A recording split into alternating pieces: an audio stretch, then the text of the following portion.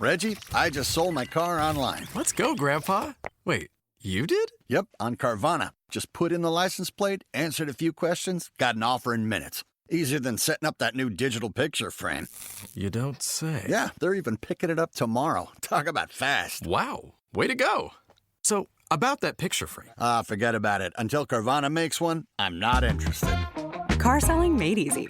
On Carvana. pickup fees may apply. This episode is brought to you by Peloton. Break through the busiest time of year with the brand new Peloton Cross Training Tread Plus. Powered by Peloton IQ. With real-time guidance and endless ways to move, you can personalize your workouts and train with confidence, helping you reach your goals in less time. Let yourself run, lift, sculpt, push, and go. Explore the new Peloton Cross Training Tread Plus at onepeloton.com. Refreshing wild cherry cola meets smooth cream. The treat you deserve.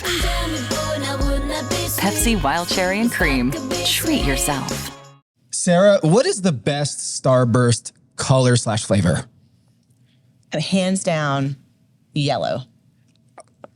No. I think you're going to say pink. I feel like you're a pink guy. It's a strawberry. Pink strawberry, for sure. Is pink strawberry? Or whatever that pink is. I like the lemon. Because the red is the cherry. Oh, yeah, I guess that's probably right. But you're lemon. Yeah, Team like lemon.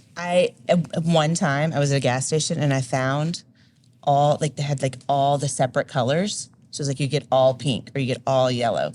And I bought all yellow and I ate an entire thing of yellow Starburst from Lexington to Beaver Dam. If anybody knows where that is, it's not that far. And I ate a whole sleeve of yellow Starburst. All right, so you're telling me if we did a taste test right now, blind taste test, you'd be able to tell the Starburst flavors and you'd be able to pick out the lemon. Yes, and later on tonight, we're going to do this? this is going to happen.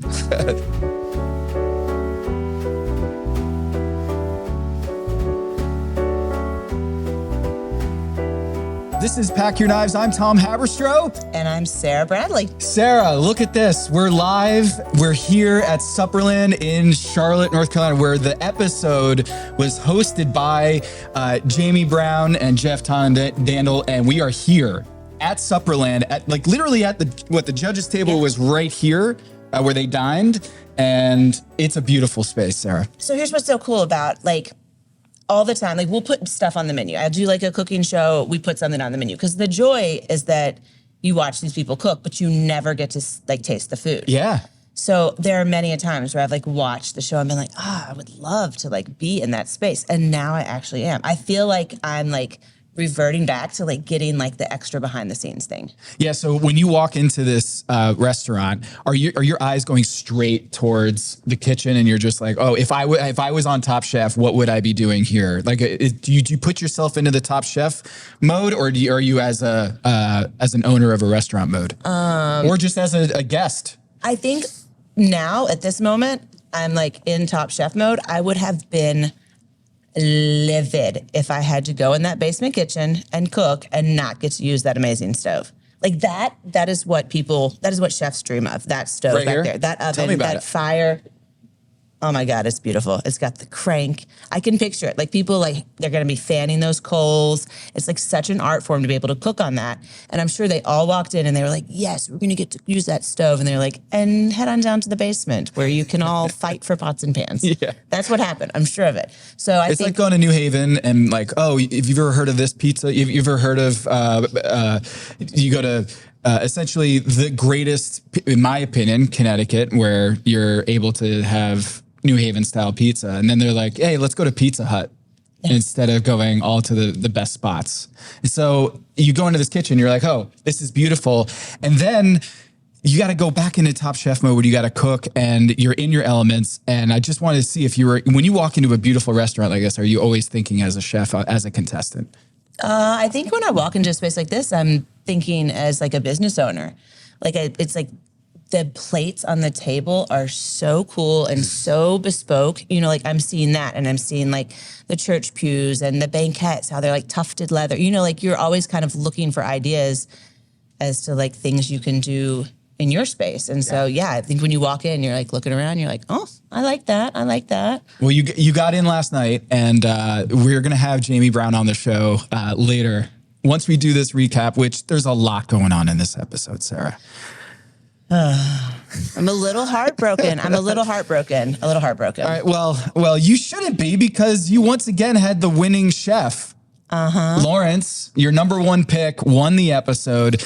And this is something that I had to bring it to your attention. You didn't even know this, but your chefs have won 5 out of the 6 competitor challenges already. So we had Anthony winning a quickfire. Yay, Anthony won a quickfire. And that's the only one on my team that's done anything at the top. And you've had Rhoda and Chef Lawrence running the table so far. I'm so sorry. I know. I'm so sorry. You're not sorry at all. I'm not sorry at all. I do like, Rhoda and Lawrence, they're almost 2/3 of my points. They're 40. What do I have? You have a lot. I have a little. You want to go ahead and say it out loud? It's 60, and they have like 39 or 29 or something like that. Yeah. Mm-hmm. And I have 4 points. It's so bad.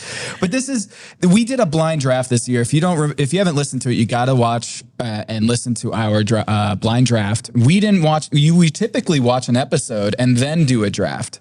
But this year we did our first blind draft. I feel like we've done pretty well so far in pegging the different chefs. And of course, this could go off the rails at any point.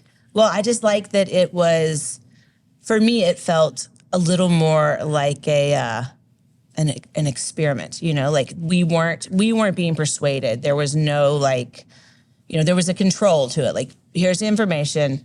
How do you see it's going to play out? As opposed to like, what do we think? What do the producers want us to see? How do they want us to feel about these people? So this was based solely on like their merits and their accolades. And I feel like I'm doing really good, man. Yeah. I hate it for you. Yeah. Nana, bless her heart. She's going to Last Chance Kitchen. Mm-hmm. Okay. So I feel like she's got another chance to come back and have a redemption arc here. Unlike Jossie and unlike Day, because they're eliminated. And for the first time in the first 2 episodes, there is no Last Chance Kitchen for them. So Nana has a shot. We'll get to that later. But it was not a great showing this episode. We got Grumpy Tom, where he at a certain point, he said literally, like, I'm getting grumpy over here because they're just not doing a good job cooking. And so Sarah, this episode, I feel like was the first time where they really screwed up. They did not have a great showing in the elimination challenge. On the Nana thing, she did have a top on the quickfire. So there is a possibility that she really excels when she's given like this really hard time constraint and not like all of this time where she can dream really big. There's some chefs that do really good at quickfires, and she might be the one that like brings it back. Like, the theme of the elimination challenge was about color and dye and natural ingredients.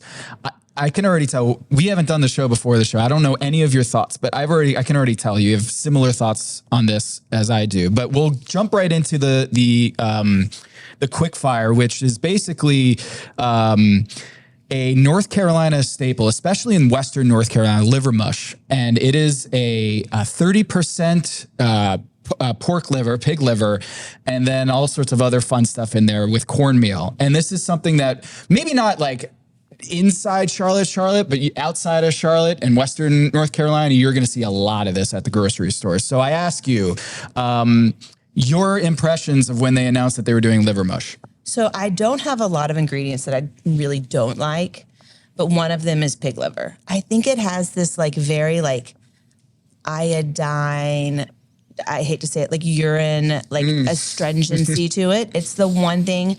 I will be honest, I've never had liver mush. Yeah. But it reminds me of like a scrapple or maybe like Geta, which is kind of, Cincinnati. It's kind of the same thing, but it's set with steel cut oats as opposed to cornmeal. But yeah, I'm going to try it. I'm here. I'm in Charlotte. I'm going to find a piece of liver mush.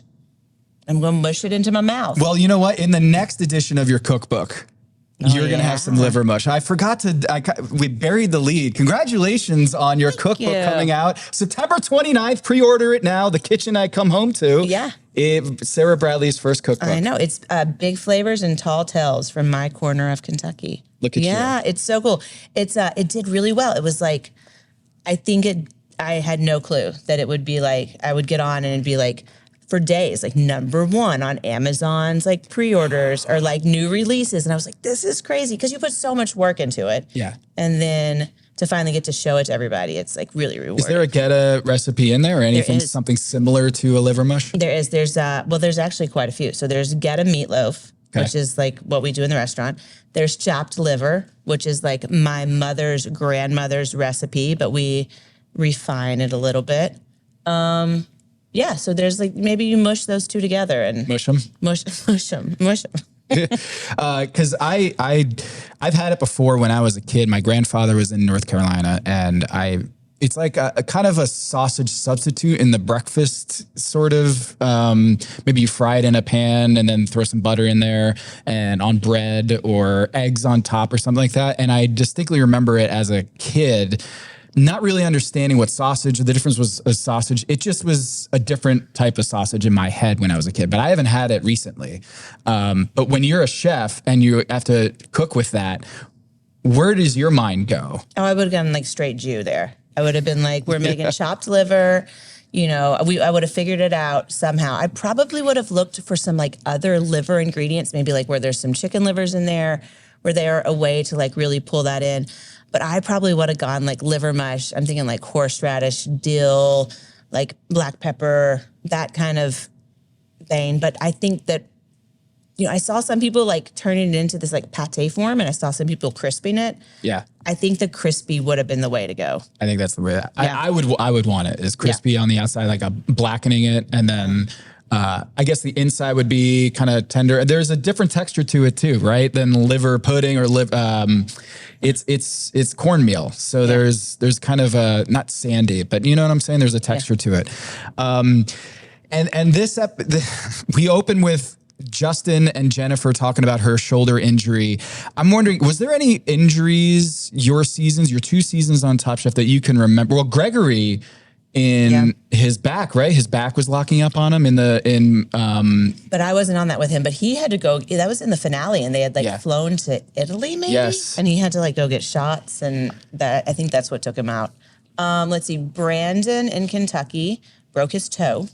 I don't remember how he did it, but his like middle toe. How do you break a middle toe? I don't know.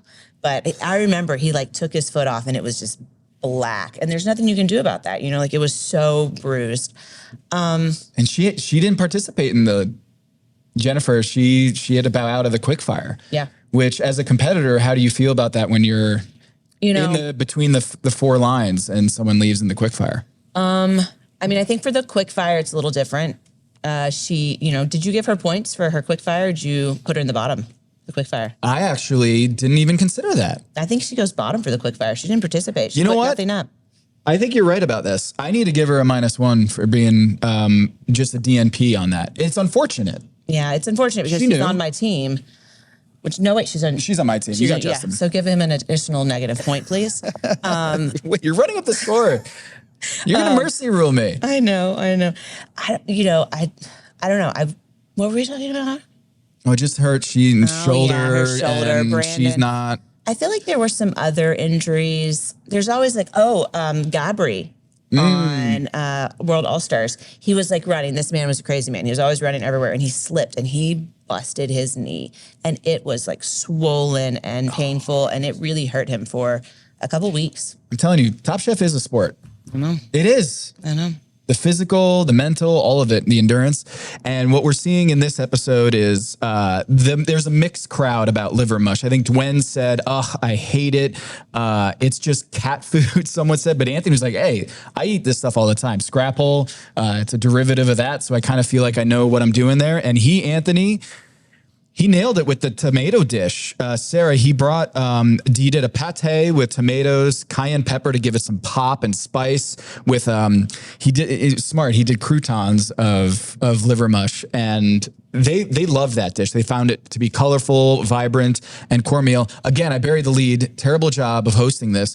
Emeril Lagasse is on this episode, I know. and so there's one thing to cook liver mush, and it's another to have to cook this thing for Emeril Lagasse. So he's eating all this stuff, which adds another dimension to this. Yeah, I can picture Emeril eating liver mush for breakfast. I can like see him. He's like at his table. He's got like liver mush, and he's like, "Bring me liver mush," and he's like, hitting the table. Straight raw from the package. Oh yeah, uncooked. I have to say, I'm looking back at my notes, and I remember thinking, Anthony, genius. I thought he was making dirty grits. So it's dirty grits is like a thing we make in the restaurant. It's like grits, and we use chicken liver and pork in there. And like that would have been, there's already cornmeal. So like you could have totally gone like a dirty grit style thing. Anthony, great. Yeah, it finally got me some. Yeah. For my number one pick. I know. Rhoda had she once again, Rhoda just continues to bring it. She did the Spanish meatballs, albondigas, and she really, she nailed that once again. She does a great job. It was panade? Cornmeal served as a panade in there? It's usually like when you take like bread and cream and egg, or you use something to kind of emulsify a meat and hold it together. Think like meatloaf. Your mom always put like crackers and milk in it. That could be considered a panade. Yeah, and they thought that was a great idea. And then Dwen with her dish was the banh mi. Loved it. I was like, that's what she needs to make, right? Like I thought in my head, she's got to make a banh mi because it's perfect. It looked a little sloppy when they first bit into it. I was like, oh no, they're not going to like this. It was like a whole piece of chicken came out, but they loved it. It might have been a case of it. They liked it. Maybe not loved it, but the other ones didn't really come together, and so she was going to be in the top 3. So it worked out. I think the execution, the Vietnamese influence, I think it was really smart to do a banh mi. And the other ones, the arpège egg, there was the eggs Benedict that the brothers did. In the bottom 3, Nana just didn't have any liver mush in the dish, just wasn't able to infuse that flavor in there, and so she was in the bottom. And surprisingly, Lawrence, his was just too wet. It was a wet mush that they didn't like the texture of that, the dish that he put together, which I thought was actually going to do much better, his Cantonese style steamed egg. Yeah, I mean, when I saw him closing it up and putting the lid on there, I did not think that one was gonna work out. I felt like they tried to give you like a little trick, like a little twist, like, oh, this is gonna be great. Yeah, the edit. And I saw them cut into it, and I was like, oh, that's not good. Didn't seem to come together. Yeah. It looked like it was oversteamed. Maybe the bowl had caught too much water. I'm not really sure, but didn't look good. So you would have done a pate? No, I probably would have done like I don't know. I don't know. I don't know what I would have done. My husband's always like, Sarah, what would you do in this exact moment? He pauses it. And I'm like, I have no clue until you're there. You can't think. You can always think back on like what you would have done. I do that quite often, still to this day. Yeah, it seems like when we look at this liver mush, it's an acquired taste. And it's hard, if you've never had it before, it's hard to understand the texture, but they were trying it. I'm sure they were able to taste it and figure out where they wanted to go. It was a solid quick fire. They did an okay job. And Rhoda comes out with, another point here in our point system. And Dwen gets a point for my team, Anthony. And in the bottom, Nana, Lawrence, and Brittany. Brittany just... it was dry. It was off the mark, they said. The pate liver mush with the great mostarda. I think she tried to do the fried, crispy pate, but it just was way too fried and just dried out. So, the only way to get crispy like that is to literally cook all of the moisture out of it, right? So she put it in the fryer, and she's like, the only way to get it crispy is to get all of the liquid out, right? Because liquid, and it makes things soggy. So I have to imagine, it was so dark. Like it looked almost like a overcooked little piece of Melba toast. Yeah. I'm sorry, Brittany. Yeah, I know. There's actually a Top Chef kind of get together at Stagione Sala, the sister restaurant next door to Stagione tonight. And we're going to go Check I'm so out excited. that. And Seeger's going to be there. Anana's going to be there. We're not going to get Brandon, who tells the story of how he late at night would be watching Emeril Lagasse on TV with his brother. And it was this really nice story. And then he tells the part about his stepfather thought, hey, what are you watching in here? Porn or something like that? He's like, no, it's Emeril Lagasse. And that was a great little anecdote here. Who hasn't watched Emeril Lagasse late at night? Oh yeah, it was like food porn for them though. You know, like it turned into. Was there someone like that for you, where there's someone on TV that you said, oh, that's what I want to do. I want to be a chef one day? I don't know. You know, when I was young, there weren't that many chefs on TV. There was like Ming Tsai, East Meets West. Yep. There was Emeril. I feel like Rachel Ray was there. I think Alton Brown was the big one. Alton Brown was there. But I would come home and I would like sit at this corner of our little bar in the kitchen and I would eat Cheetos and just watch, like just meticulously watch these people cooking food until my mom got home and made us help her cook dinner. Yeah, there's Cheetos everywhere, Cheeto dust all over your house. I love Cheetos so much. Well, as much as you loved the Cheetos growing up, I don't know if Cheeto dust was one of these ingredients for the elimination challenge. I don't think it's natural ingredient. It is. It has annatto in it. Oh, yeah. It has annatto. It has annatto. That is like what they use to give. That's like what gives cheddar cheese that color. And so I looked one time, and someone can correct me, but I'm pretty sure that it does not have food dye in it. It's almost all annatto. Huh. Well, then I approve. Cheetos should have been the sponsor for the challenge. It's been great. So. Yeah. Hello, listener. Producer Mays here to talk to you about the perfect gene. Allow me to be vulnerable here for a minute. As you may or may not know, I've got a lot of childhood trauma, and it almost entirely centers around buying pants. As a lifelong sufferer of tall man syndrome, I've never been able to find a pair of pants that fit in the store. I had to go to those special freak stores, places with more X's than an adult video store. It was a nightmare. But now, the perfect gene has entered my life. They've got 6 fits, a size range from 26 to 50-inch waists, and lengths up to 38, giving you 5,000 plus ways to find your perfect match. So it's not just for my fellow sufferers of TMS, that's tall man syndrome, but thick thigh kings can find their perfect jeans as well. And for a limited time, our listeners get 15% off their first order plus free shipping at theperfectgene.nyc, or just Google The Perfect Gene and use code DINGS15 for 15% off. That's 15% off for new customers at theperfectgene.nyc with promo code DINGS15.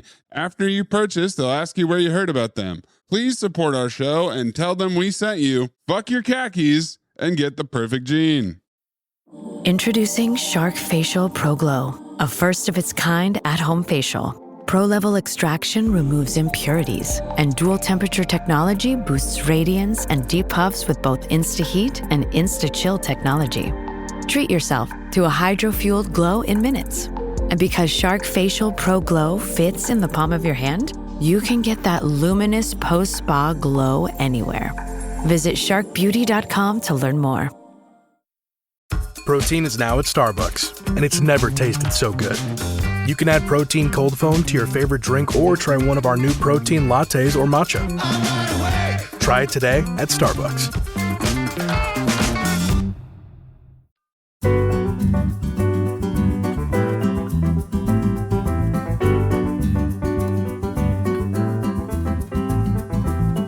Jamie's going to talk about it in a little bit, but I have my thoughts on this elimination challenge. You're supposed to create a dish with at least 2 naturally dyed foods.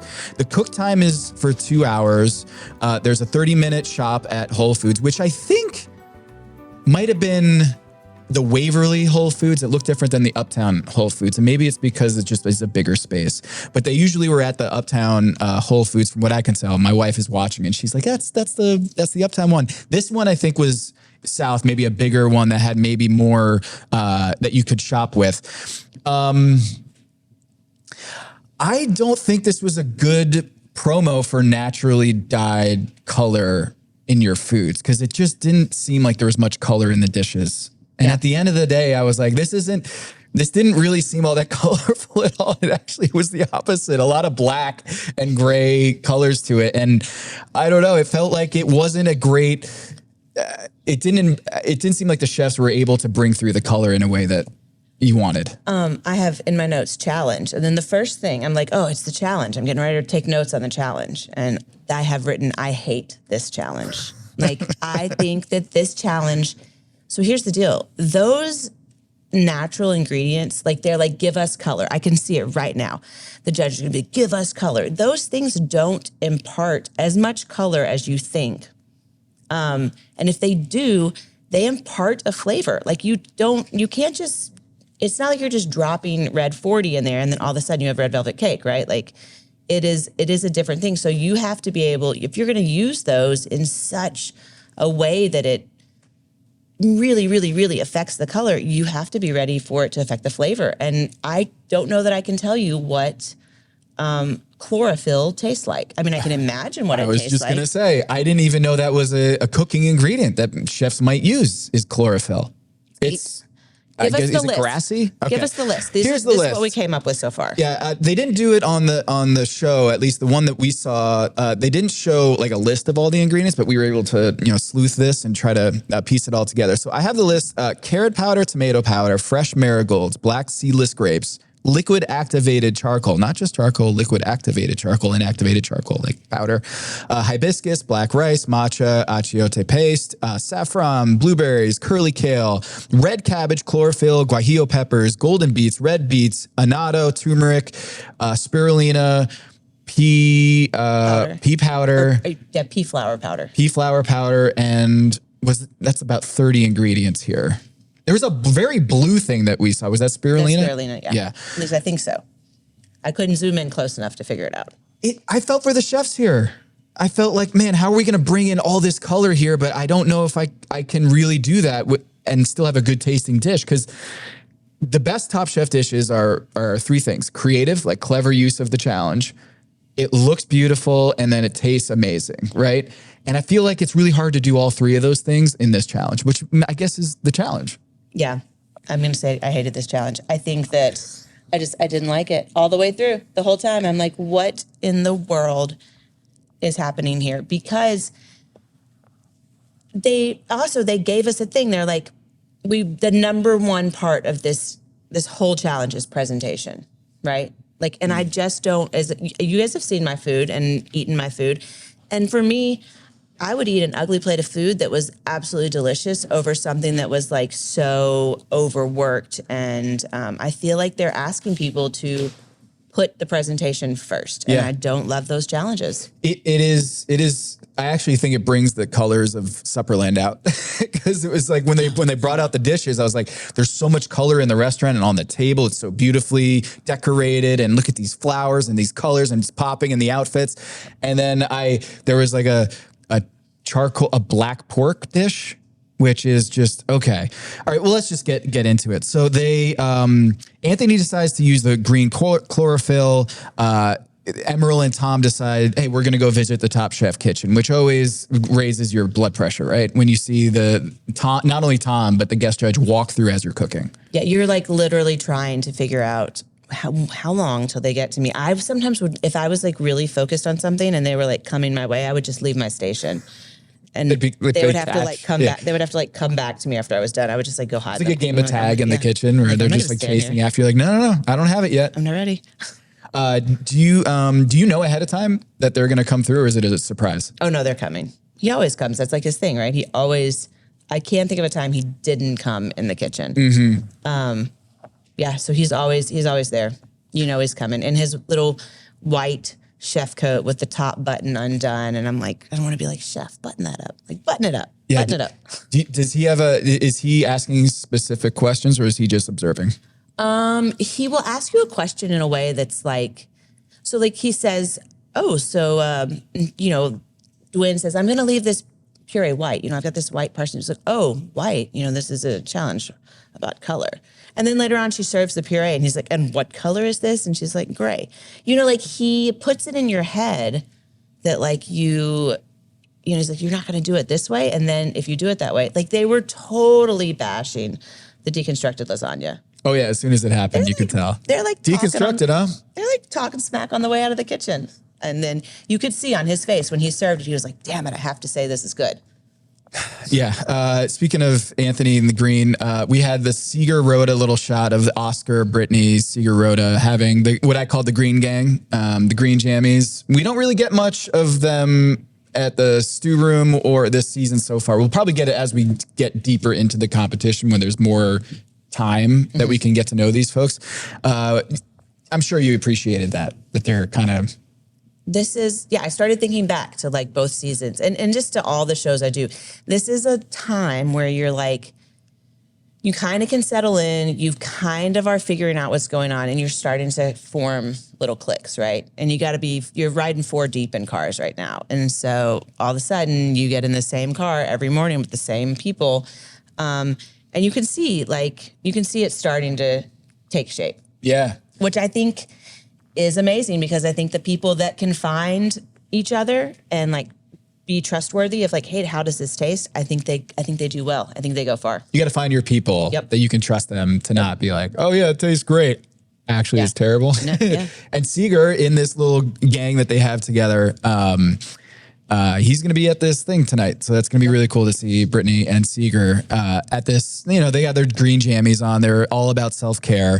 And Oscar continues to shine in this show. He's really fun. He's got some great one-liners. He's fan favorite right now. For me, fan favorite. He's awesome. Yep. He's on my team, by the way. Do I get extra fan favorite points? No. Can I do that? I mean, if you lose miserably, I'll give you a couple points. Okay, thank you. I'll give you a couple points. I'm going to need it because Nana... when she brings out the chicken galantine, your thoughts are what? Okay, so I have challenge. All right, I hate this challenge. Number one. Number 2, what can be worse than a duo? I say, Lawrence, it's a trio. That's what I write down. Number 3, I say, Nana, bye-bye. Those are my first 3 notes that I make from the entire thing. Who makes a galantine? Who says I'm going to take one of the most difficult things? I'm going to debone an entire chicken. I'm going to make mousseline to stuff it, which the mousseline was not even a mousseline. It was just like crab with green stuff. And like she put the greens in and they were so wet. It's from the moment she started, I knew she was gone. That was it. There's no way. From a time standpoint or a flavor standpoint? Like a challenge standpoint, you're like, this is not going to work out. From an everything standpoint. Okay. You know, Brian made galantines for Restaurant Wars on season 16. And he was also the front of house manager. And he told everybody, he's like, I can do this so fast. Don't worry. I got it. Well, then after he said, I'm making galantines, he stayed up all night and wrote that like manual because he realized he was not going to have time to go out and talk to the front of the house. So he wrote this very labor intensive. It's crazy. He wrote this huge manual so he could just go out and give it to them. And then he was in the back for a while. Like that is a tedious. And then she decides to like open them up and redo them on the second day. Like, oh man. And okay, so this is I'm going to tell you, I have written down donging, DONGING.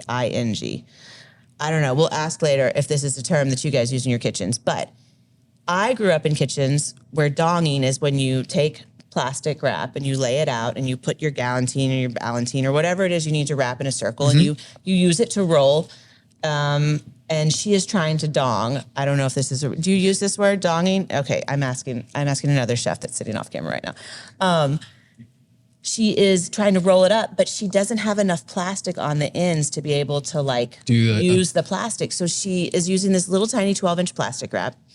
And she's making this galantine that's, you know, probably 8. Like it just, there's, from the beginning, everything about that dish was damned. Right. And she's had time management issues going into this. So in her head, I would imagine she's having a moment of, hey, what can I do that will give me enough time, a little cushion to get everything done in the time that I need it? Because I've had issues with this before. And then she goes and she's doing the thing that it seems like on the top 5 most maintenance heavy dishes that's going to take a lot of attention and care. It seems like that's pretty, galantine is pretty high up on the list. I have written down, this has to be one of the worst ideas I have ever seen on Top Chef. I am so sorry, sis. This is one where you have to like know that because you don't really have 3 hours, right? So you get 2 hours to cook and prep, but you don't really have that because you have to get started in the cook and prep in the kitchen. And then everything has to be put away. It's not like at the end of 2 hours, you just like are done and they're like, okay, wrap it all up. No, it has to all be in coolers, packed, ready to go. So you don't really have 2 hours. And then the next day they get an hour in the kitchen here at Supperland. And she's like, I'm going to redo this, but you don't really have an hour because you need 15 minutes to plate and you need, 10 minutes to get set up. So there's just no way it could have gotten done. And it wasn't just her, right? It was Sherry decided to do this spätzle and the pork dish, which visually you can see like the centerpiece is the pork cut. It had a activated charcoal powder. And so it's black crusted pork, which when they have that shot of like, there's like 6 pork chops or whatever that are sitting there on the plate and it's just this black goo on top of it. I just said, how is she going to make this appetizing? Which is the opposite of the chop. I feel like if you're going to do color, don't bring black into it. Or at least have like Seeger tried to do this with like the squid ink or the black pasta sauce. And then it just smothered everything and took out all the color because you can't do a neutral black. There's no such thing. Yeah. I mean, I think there could have been something. I don't know. I'm wondering what she did to that pork because she said she brined it in activated charcoal. And I'm going to have to look later and see if that has some effect on the meat. Number one, everybody remember, Tom Colicchio hates brined meat. That's like his thing. Rule number one. Okra, brined meat. He hates a brined meat. He's always like, why are they brining it? Why are they brining it? So if you've done your research, you would know that, one. But yeah, it's like, what did she do to it? And then she sous vide it, but she just kissed it on the grill. I'm excited to ask and find out what that pork tasted like. Yeah, because Emeril was like, I'm still chewing on my first bite minutes later, which, oof. That dish was I really like Sherry. Like, I think Sherry is she's on my team. I think she's going to go far. But that dish was one of those that I hate to see in Top Chef. And I promise, I'm not being so negative. I feel like I'm being negative. Been great. You've been very positive. Okay, well. For this entire season. So it's okay to be a critic sometimes. Well, I'm positively sure that I don't like that dish. Yeah. I hate when they give you a thing and they're like, okay, here's this piece. Now I want you to build your own perfect bite. She has 3 condiments on the plate. She has the pork in the middle. She has the 3 spatzels that have been covered in the sauce. Now, here, you create the perfect bite. Like, what do you want me to put braised cabbage on it? Do you want me to put kumquat jam? Like, what do you want me to do? How do I do this? And so I don't love eating food like that. Like, I as a chef I want to build the plate the way I want people to eat it. And so you don't need an instruction manual. It's just, I don't need to IKEA this dish and figure out, wait, what am I supposed to do here? So that did seem like there wasn't a roadmap for it. Does the spatzel go with the acidic thing or the sweet thing? Or how does this work? Like, what do you want me to make? Do you want me to take a piece of pork and put one little piece of everything and eat it? No, I need you to just give me the dish the way you want me to eat it. And that's how it'll work. At least it got on the plate because Nana didn't even get hers on the plate. Had another meltdown where it didn't work out. But Sherry at least got hers on the plate. But everyone else, it had the bottom 3 was not a bottom 3. It was a bottom 9 pretty much. And I feel like it just wasn't a good cook. And Tom was really upset about it. Yeah. I'm going to say this. I'm going to step in as my culinary producer. I don't know so much that this was the fault of the chefs, though. I think that this was a fault of the people that produced this challenge. Because there's no way that, 75% of the chefs just didn't do the challenge correctly. Yeah. There was one like this. I feel like there's one like this on every challenge. Like, the brief is just, it doesn't make sense. Like, it doesn't make sense. I just think this was that. I'm hoping that this was that one for this season, and it's done and it's gone. So Amira Casson was the guest judge here, along with Jamie and Jeff and Emeril. And she's from Flower Shop in New York City. And when she said that Oscar's dish was the least colorful ceviche she's ever seen, I was like, whoa, this they're coming out with some harsh critiques here. It must be really a challenging challenge. Like when she's saying that, and the other dishes just didn't wow. And I think when Lawrence came out with the bao dish, I just thought that it was the surprise factor. They actually had two, what do you call them? Glamour shots? What is the food, the beauty shot? The beauty shot. It's the food porn shot. It's the beauty shot. Though. Yeah. They actually did two for his. I don't know if you caught this. Oh they yeah. had a before and an after. And they sliced it open and then they could show what was inside. And that surprise and the colorful elements and the different sprinkle of powder on top, I felt like he got the challenge. And it tasted good. And the troubling thing for me was what's worse than a duo is a trio. And yet it floated to the top and he won the challenge. So I guess what does that tell you? Carly, have we ever had another trio win a challenge in I don't think there was. And you know, if you guys don't know who Carly is, they're on Track Your Knives, which is awesome. It's just this amazing show. They give us all the stats of everything Top Chef. So when you're done here, go listen to that. But has there ever been a trio win and anything? Because I cannot think of a single one in all of my years watching Top Chef. Especially this early, because there's so many dishes that could have won, but he floated to the top, and not in this particular challenge because everyone just didn't bring their A game, or at least it was a tough challenge. I felt like you had Lawrence, Anthony with the 3 moles, and then Brandon, his pasta was good. The pour, I could tell that it was really fun to eat. This one with the olive oil, kind of the little cup, and sometimes that can be gimmicky, but I think it actually really worked because of they were two different. It was a surprise, right? Yeah. When you poured it, it was like the oil and then the sauce came out together in different colors, and it added to the dish in ways that I felt like those 3 dishes, they figured it out and they were able to execute. But all 3 of them, it wasn't like a rainbow on the plate. You know, even Anthony, when the 3 moles were on there, my daughter, when she looked at it, she jokingly, she's 9 years old. When I was watching this episode, she said, Anthony, I'm sorry. But she was like, Daddy, that looks like diarrhea. And I was like, if you haven't had mole before, you might look at that and be like, that doesn't look all that appetizing. But to do mole and those 3 different flavors and present it in a way that brings out the colors, it's really tough to do that. First of all, to cook on a mole. But it's hard to bring a lot of color in that dish. But what was so nice about it is it was distinctly 3 different colors. You know, even though they weren't the most vibrant colors, it distinctly was 3, like you could see it. And that's the same thing with Lawrence's. You know, it was 3. I mean, his were vibrant.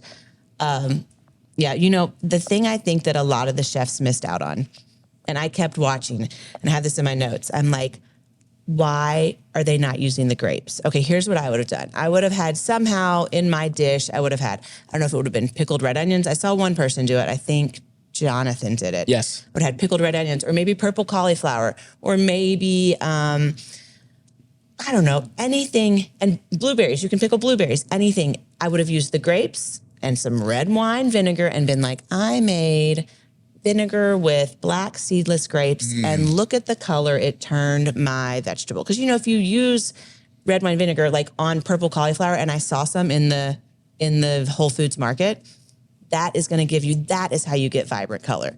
So I would have tried to use those in a way that I would have, not a cheat, it's not a cheat, but in a way that was like a different flip. Like, could somebody not just puree some spinach into their puree? Yeah. Could they not just put some spinach in their puree and make it bright green and then also add a little chlorophyll? Was there I'm wondering if that was part of the brief.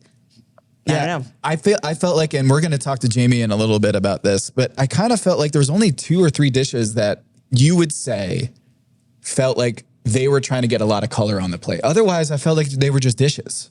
Like the way they presented, they appeared, they were just dishes. You wouldn't have known that it was a bring color out dish for most of them. And so that's where I felt like, man, something went sideways in this episode. And I would love to talk to the chefs about how they felt. Like, were their hands tied? Did they feel the same way that you're empathetic to the chefs? Like, how are you going to bring in these natural dyed colors and have these vibrant colors in the cook without ruining the flavor or changing the flavor in a way that would be negative? You know, we had an episode like that on World All-Stars where they gave us all these molds. And like Buddha was in heaven. Okay, Buddha was like, oh my God, look at all these molds. Everybody else was like, that's just not how we cooked. But they gave us all of these molds, and they were like, you don't have to use them, but they were there for us to use.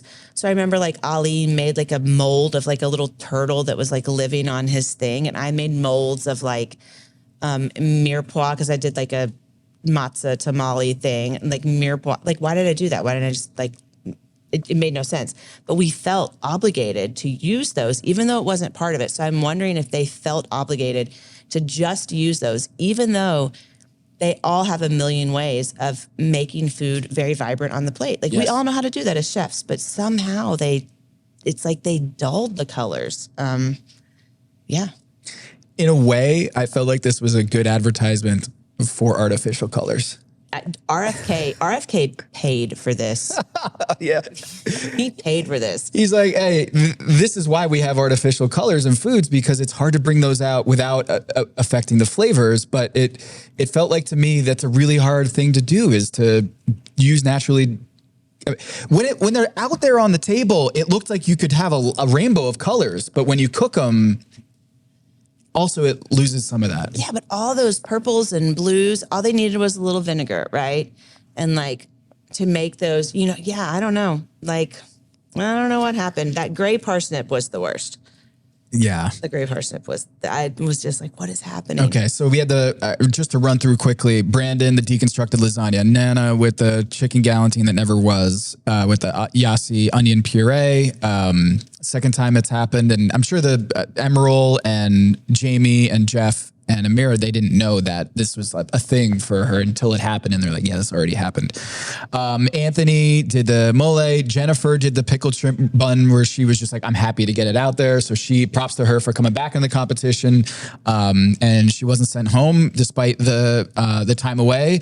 It was a little too dense. And Lawrence did the bows. Brittany did the pan-seared scallops with the broccoli, the chlorophyll, puree, daikon, carrots, saffron broth. Not colorful enough. Justin, lamb and clams.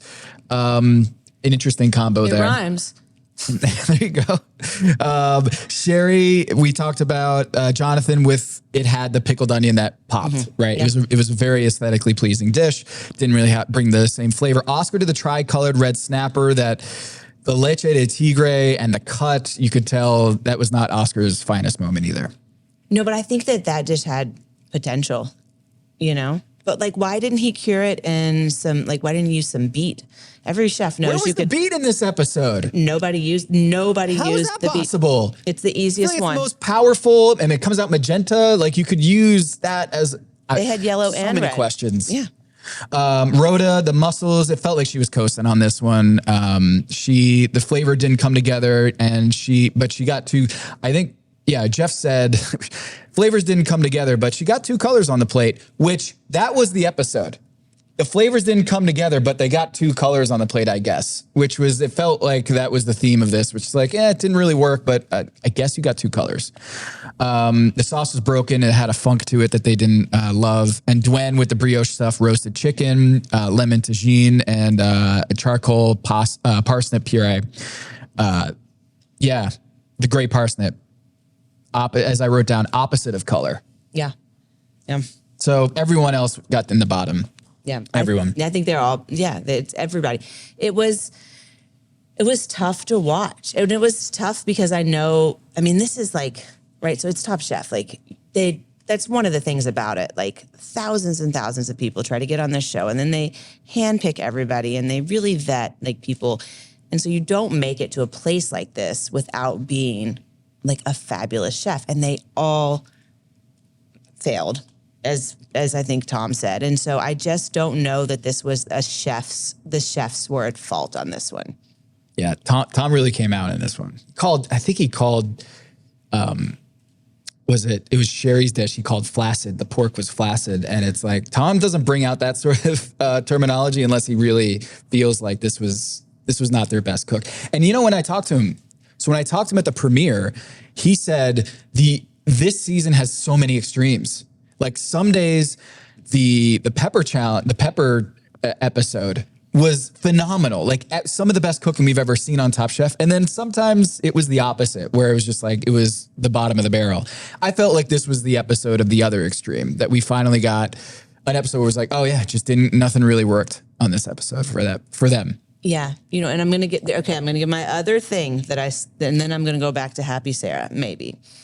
But there was a comment that Sherry made and it just lit me up inside. And as soon as she said it, I thought there's no way this dish is going to happen, because I felt like there was like a mental block on this dish. And I don't think that Sherry was cooking her food.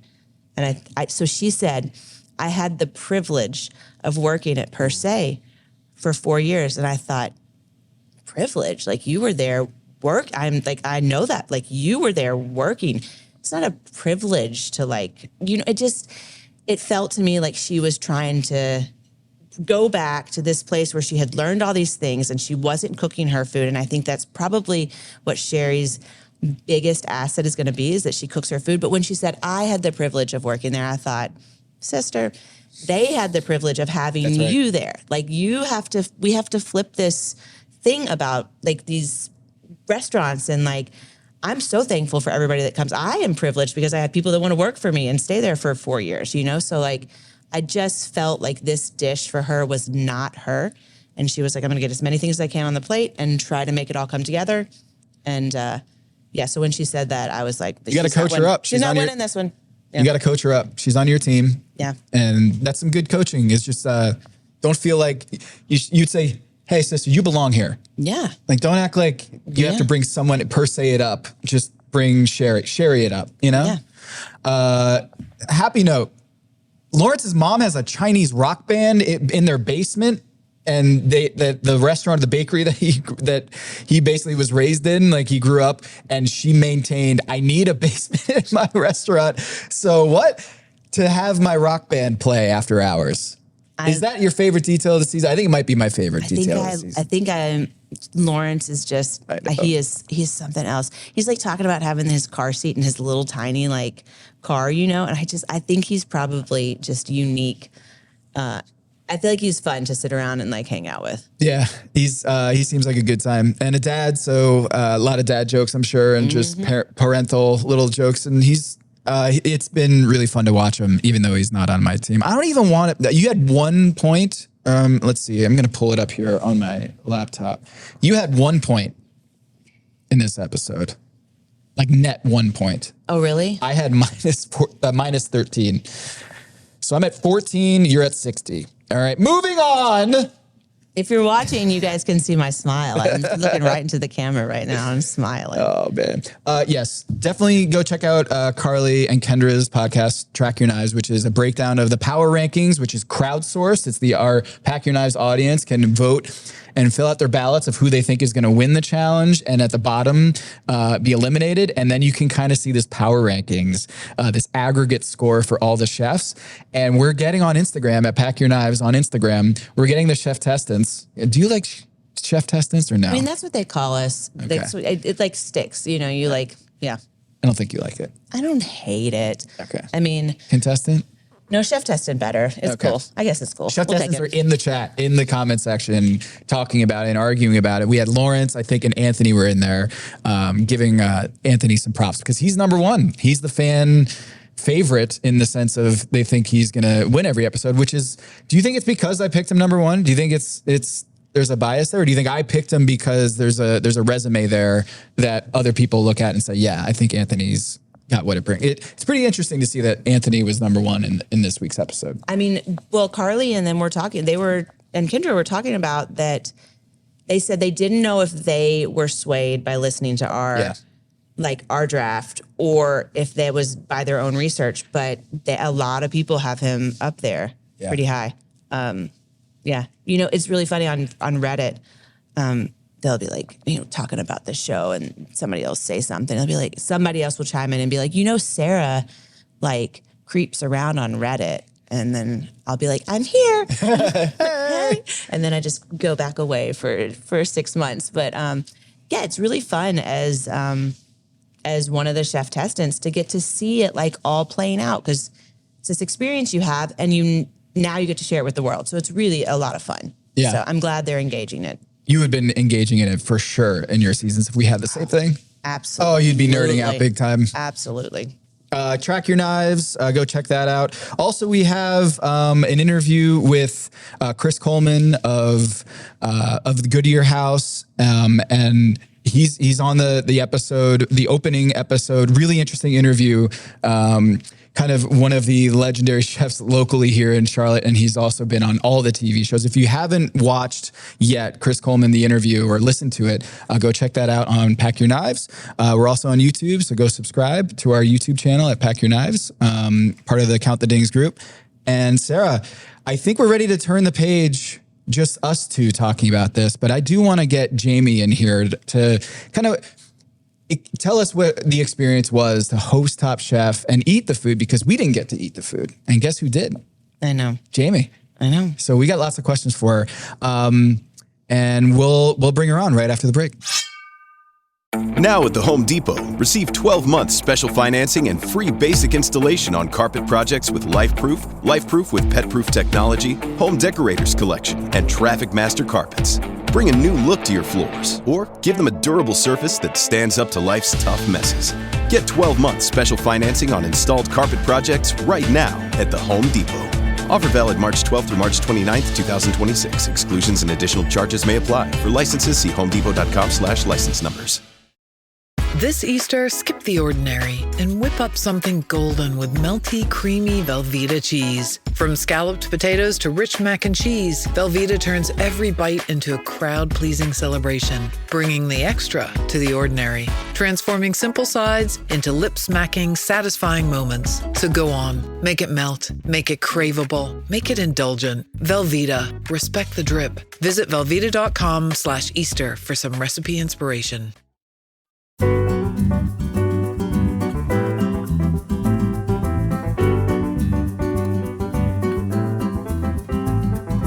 We are back here with Jamie Brown of Supperland. Thank you so much for hosting us, Sarah. This We're is so glad to this have is you. crazy. This is great. Well, usually this place is filled with people, but this is lovely getting to just sit here and chat with you guys straight in the middle of the dining room. And you were on Top Chef.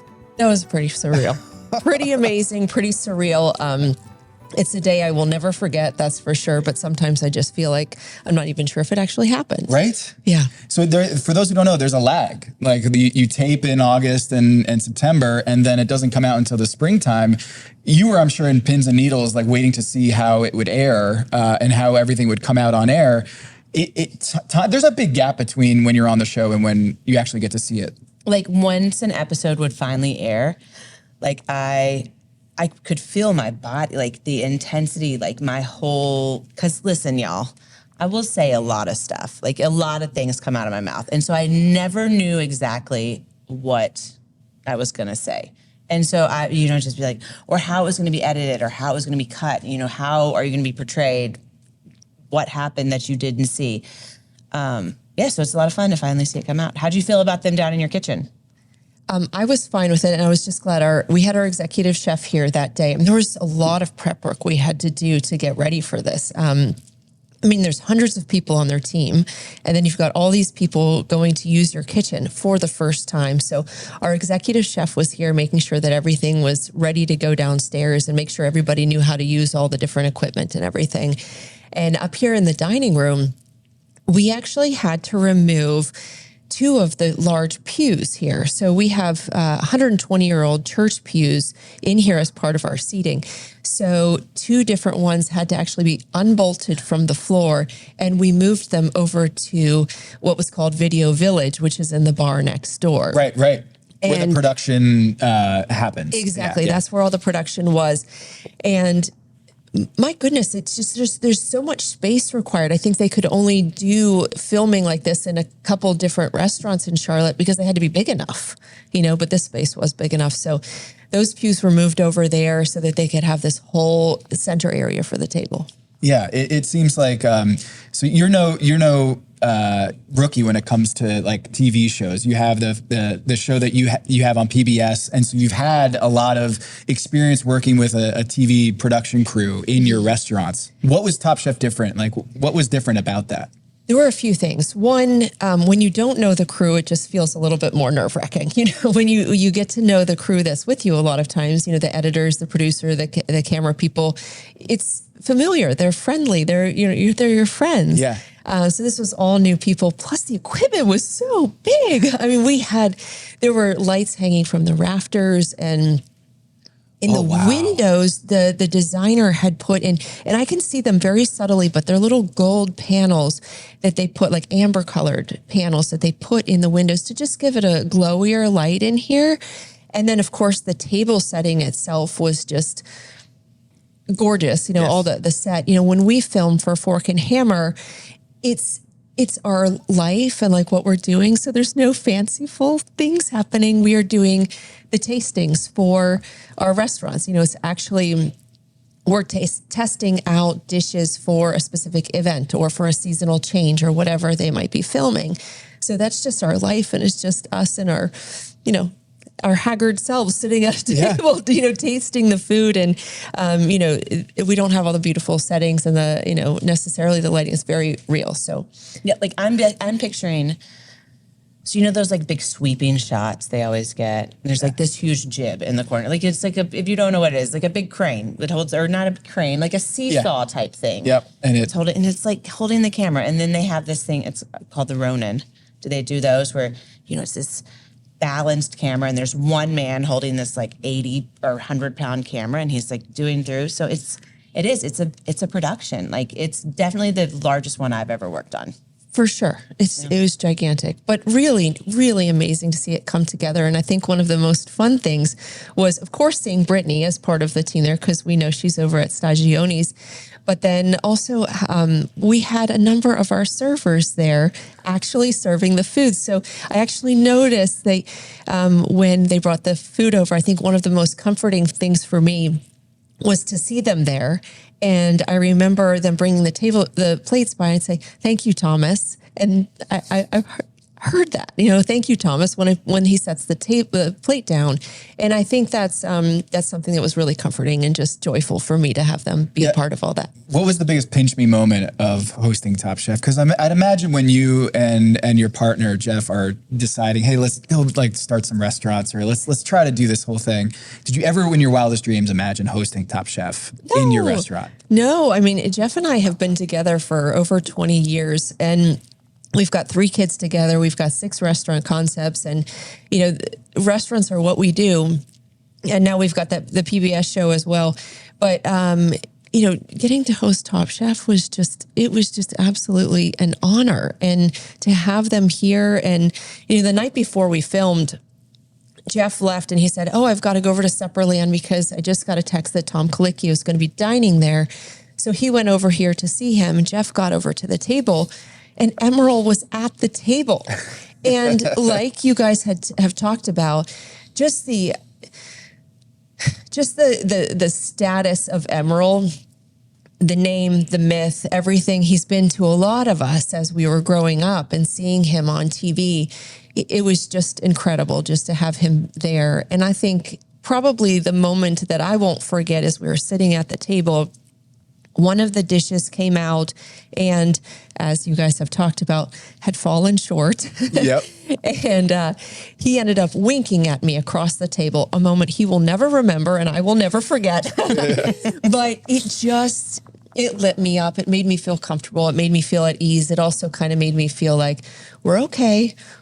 We all belong here. We're okay, even though this is a strange moment, being at this table. But in a big game, Michael Jordan's playing a big game, and you play basketball too, so you know this. You warm up, you take some shots, you practice, right? You get to the free throw line and you practice your shots.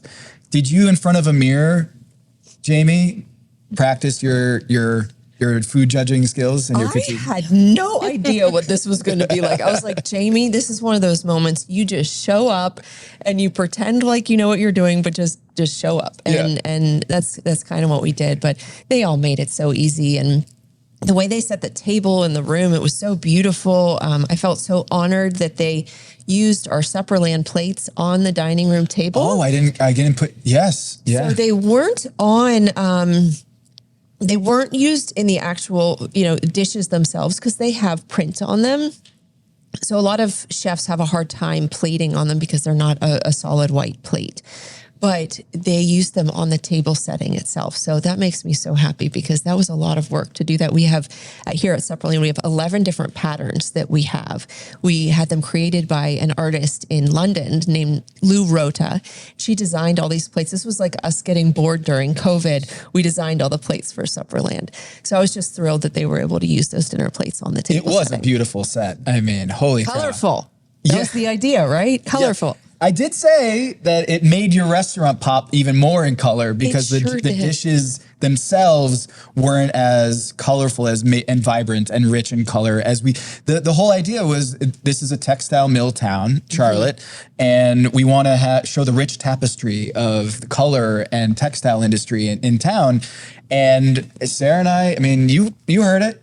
We as a viewer didn't feel like they rose to the challenge. But as Sarah pointed out, I don't know if that's the chef's issue because they're just working literally with the ingredients that they're told to work with.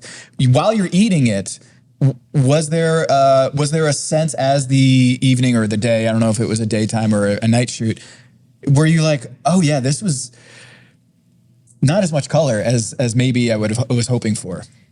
Yes, it was a daytime shoot, and you could sense it from every judge at that table that things were just falling flat. I think they were expecting the muted colors because, nature, while there are some things that are super vibrant, most food, when you dye it with a natural food coloring, it is pretty muted. You could see that so clearly with the bao buns, for instance, that was the best representation of the challenge, but they were still muted. But he had delivered on the challenge, better than anybody else. The pasta too.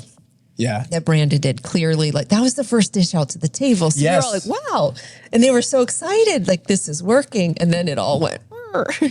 When you're a chef, are you hoping to be, you want to be the first one out, right? No, I like to be the last. I was always last. I always wanted to be last. Did you get to choose? No. So a lot of it is done by ping pong ball method. So you reach in and you pick, and if you go first, maybe like if you get drawn first for, to present your plates or whatever that goes through, and then they do for plate picking also. So they'll pull one out. Multiple drafts. So you have to pick because there's only so many plates. And so you get picked, and you can pick numerous plates, but it's like a snake. Like you get to pick first, well, then it goes all the way down, and the number 14 gets to pick once, and then they get to pick again, and it comes back down. Integrity of the show. Isn't that cool? Yeah. They remove so many of the variables from it. But that's what's so amazing is that it is such an even playing, it's so fair. They try to keep it very fair. Yep, they try to. They really, the integrity of Top Chef. And I think all of the shows, there's a bunch of money on the line, right? Yeah. Yeah. Mm-hmm. You gotta be fair. So the first dishes, we don't have to go through dish by dish, but just even the first two, the contrast of you had, it was Brandon's dish, the pasta dish, the deconstructed lasagna. I think you might have had a quip, it was really fun to pour that olive oil onto the dish. So that one sticks out to you? That one from the very beginning, I was like, that was probably my favorite of the actual presentations of everything. But those, to me, the two, there were three that they had called out as being better, but the bao buns and then that pasta dish were really the two I thought that did the best of infusing color into a dish. Anthony's obviously mole was also beautifully colorful and everything, but those first two, they were really infused, dyed foods. But yeah, I think it was a great dish, in the way that you poured it around and so forth. A very interesting thing, and I told them at the beginning, which was a whole different challenge that I was going through in my head, is that I eat gluten-free and dairy-free, and I have a number of food sensitivities. So here I am, that girl at the table, and every chef hates that, having to have those challenges. But I did the best I could and ate around things and tried to do what I do also in our restaurant group, which is I'm not typically the one tasting. I try to listen to hear what other people are saying about dishes, and I'm looking for plating, and I'm looking for the color contrasts and the beauty there on the dish, or how, for us, the way a dish tells the story of a restaurant. Right, and the energy case, and all that. Yeah. Yes, that kind of feel of it. So, Yeah, but those few dishes were very well done. So Brandon comes out and then Nana comes out at this time. Could you feel the Yeah, you just feel awful. It's just a terrible feeling because you see the thing it's sitting in front of you, and it's not just that it's sitting there, it's also that, it's sitting there and there's splatters on your plate too. So you can see the hustle that had happened, like the remnants of sheer desperation right there on a white plate with splatters. And then you have to go out and stand in front of everyone and talk about it.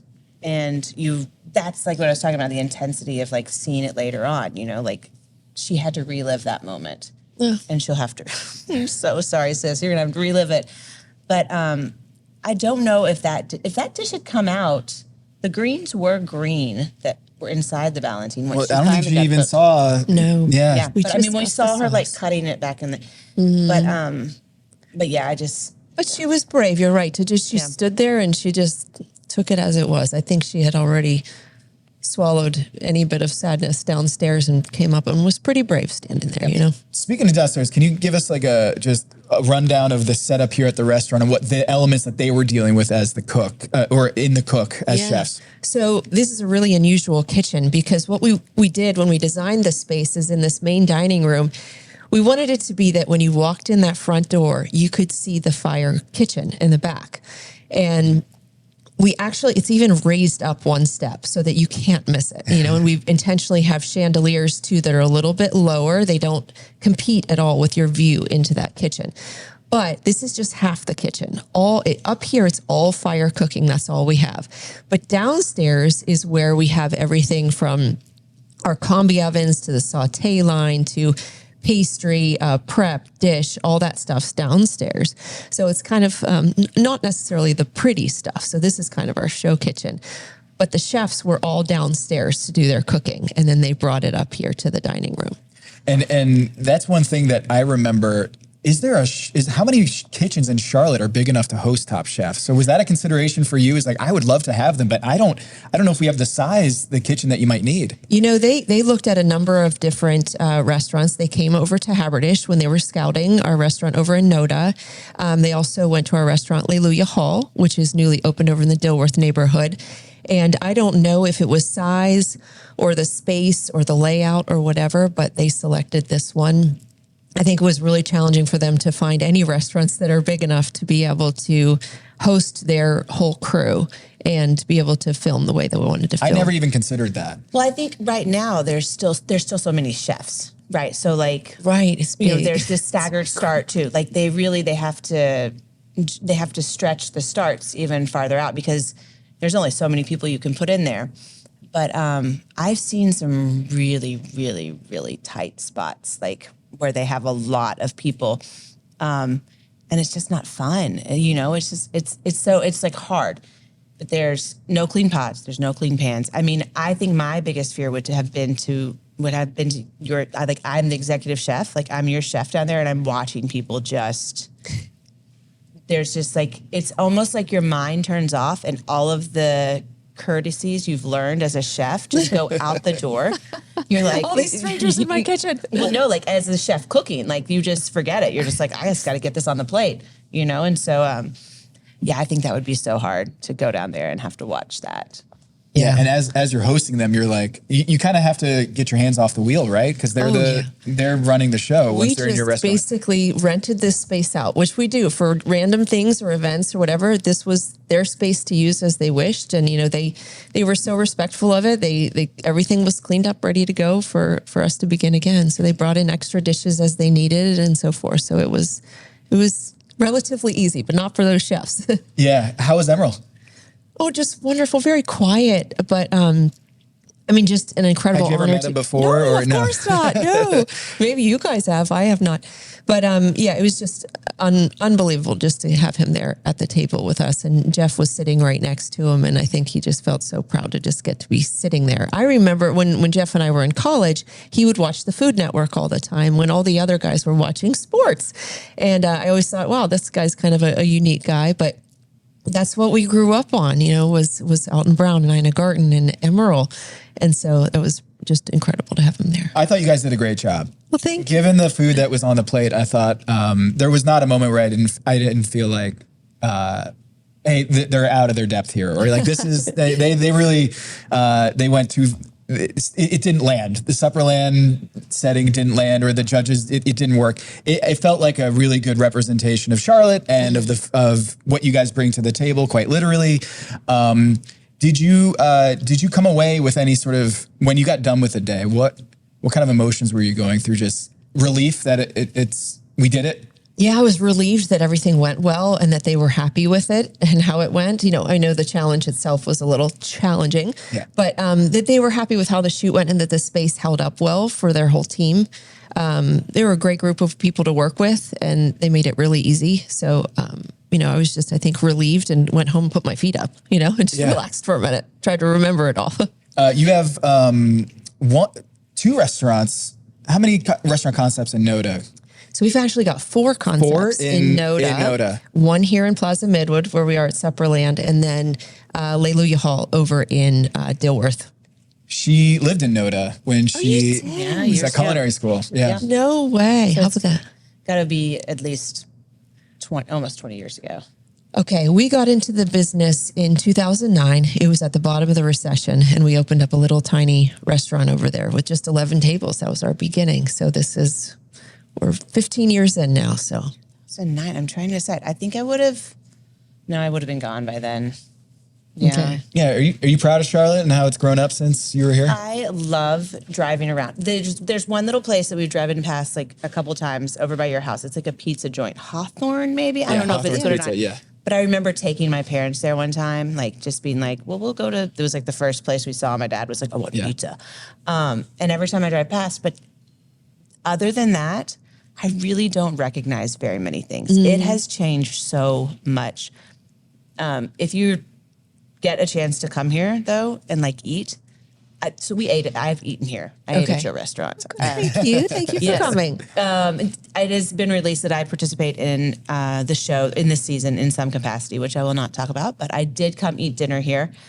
You were recommended by Gail and Tom and Kristen. They're like, you should go to Supperland. That's so nice. Told us. They didn't. I don't think they told me that you guys had filmed here, but we had a great meal. One of the gentlemen that was on, that was serving you, was who took care of me that night. Was it Thomas? I think tall so. guy, and he just had a baby too. Okay, yeah, wonderful. I'm so glad we have an incredible team. I mean, honestly, throughout our team, there's 330 people that work with us at all of our restaurants, and they're the ones that make it all happen. You know, it's the chefs back in the kitchen, it's the people bringing the food. So, we're just really proud of our team. And you feel like Charlotte is ready for Top Chef? Oh yes, Yeah. I mean, I love this city. I am like so optimistic about this city. The growth that we've had here, you know, it's a great place for people to live, but there's also so much for people to do when they visit too. So yeah, and it's growing so fast. So fast. I mean, you're part of this restaurant group and running it. You see how it's quite literally changing. The land, the skyline's changing. So when Top Chef, it was announced that they were coming to Charlotte, what was your reaction? Was it, because for me, it was a little bit of anxiety of like, oh, we got to really like show out. This is a big moment for us in the city, because I've been here for 10 years, less than you have. And so it kind of feels like you almost really have this responsibility to represent, you know, and yes, there is that for sure. And there's a little bit of pressure riding on everybody who's in the restaurant scene, I think, right now, because yes, there's Top Chef, and there's also the Michelin awards that came out in the fall as well. And 3 of our places are on that guide that came out. And I think everybody's just rising. And you see these little restaurants throughout the city, and they're all in the little neighborhoods. I think that's something that people don't realize is so special about our city is the amazing, unique neighborhoods that we have, whether you're in Plaza Midwood or over in Noda, Dilworth, Elizabeth, Cherry. There's all these little neighborhoods that people can go to, and they all have their own feel. And I think that's where you're seeing really interesting, you know, restaurant concepts sprouting up and really creating that unique fabric here in the town. Yeah. Anything else from the episode that you or we can tell you you did a great job. Like your quips and stuff, you did a great job, and I think this was just I don't want to sour on your experience because... Oh, my experience was not soured. I don't care if it would have been the worst one that ever happened in Top Chef. In my mind, it was amazing. So I'm thrilled that we got to be a part of it. I have to ask, though, because I feel like maybe you like Brandon's dish better than Lawrence's. Well... Oh, yeah. Yeah. I just felt like it was just a creative use of the pasta and so forth. I thought that was really cool. Maybe it was because it was the first impression, first dish brought to the table. But I think both of those two rivaled each other.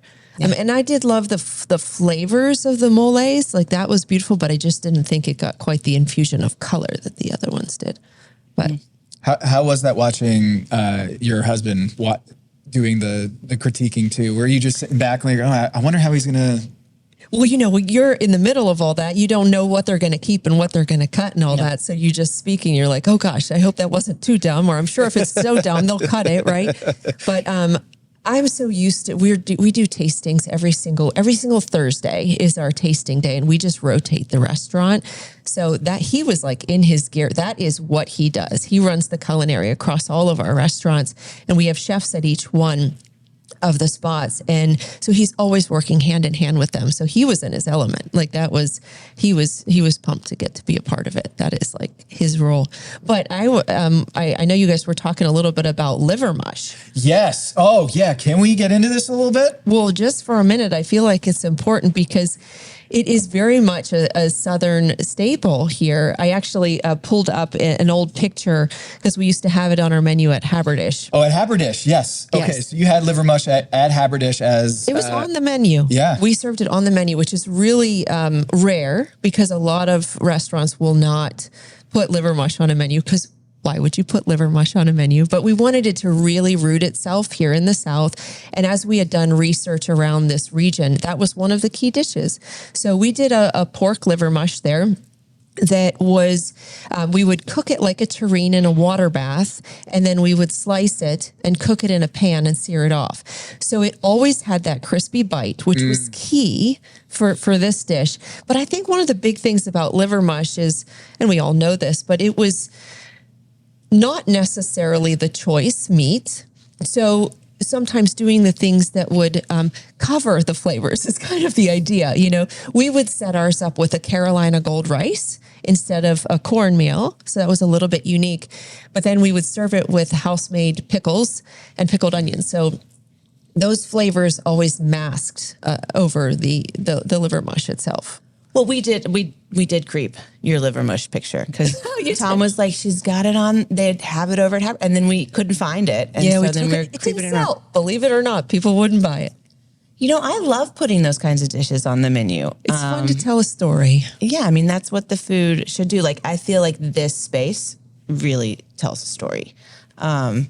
Yeah, Tom Colicchio has talked about this, is that because Instagram and the business of running restaurants, it's harder to take those risks with putting liver mush on a menu. And sometimes it's just, you want to have something on the menu because it tells a story. But at the end of the day, if it doesn't sell, you have a tough choice to make. Because you're also wasting.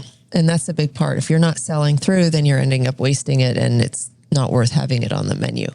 But yeah. There's a couple, what's the right word? Liver mush companies that distribute, but I don't think it's not something that you could go to Harris Teeter or Publix or Food Lion.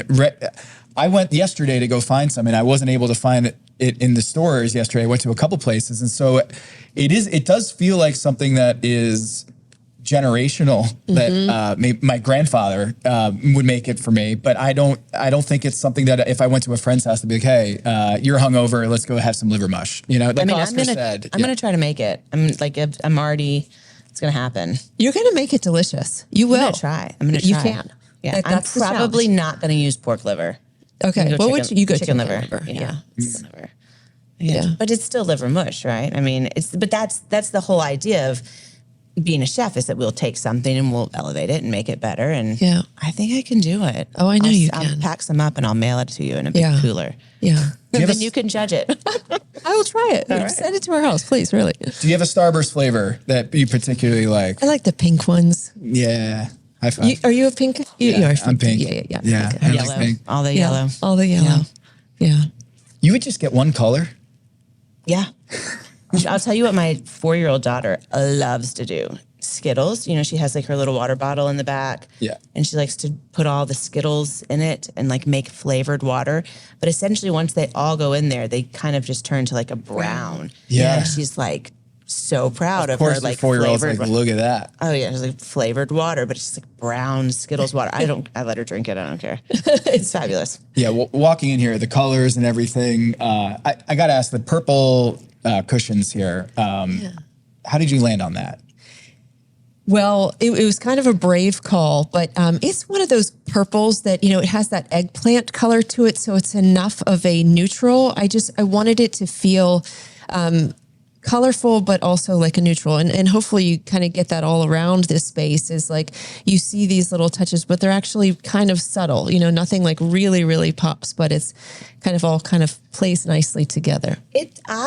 I thought it was like, I feel like purple is something that it's like a color I kind of associate with like a church vibe. Absolutely. Like yes. the purple, you know, the ladies with the purple hats and like just, so for me, I was like, oh, this makes perfect sense. It just feels like this really kind of hip way. Almost regal. Yeah. But then, we can make it more hip here instead of just the regal church vibes. Well, we're going to go hit the town, and we are so glad we were able to do this. So thank you for hosting Pack Your Knives. So glad to have you. Thank you so much for being here. Yeah, we love doing this, and congratulations on being on Top Chef and being a part of it, and right next to Emeril Lagasse. That is so cool. Thank you so much. We appreciate you being here. For Jamie Brown, Sarah Bradley, I'm Tom Haberstroh, and this is Pack Your Knives.